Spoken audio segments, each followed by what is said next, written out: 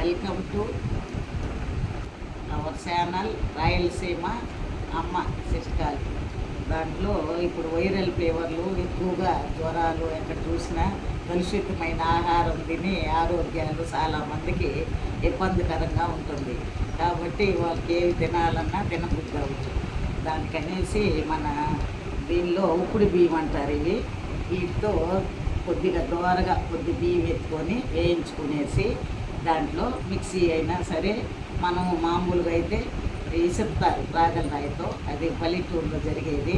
లేదంటే దంచి కూడా వాటిని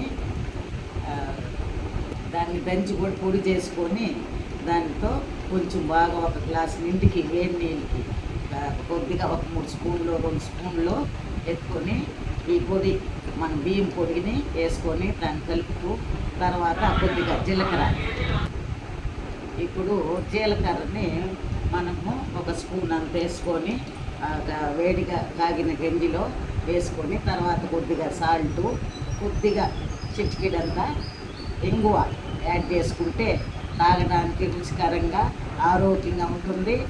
ఆహారం కూడా బాగా డైజెషన్ అయ్యేదానికి కూడా బాగుంటుందనేసి అందరూ చూసి లైక్ చేసి సబ్స్క్రైబ్ చేయాల్సిందిగా కోరుతున్నాను.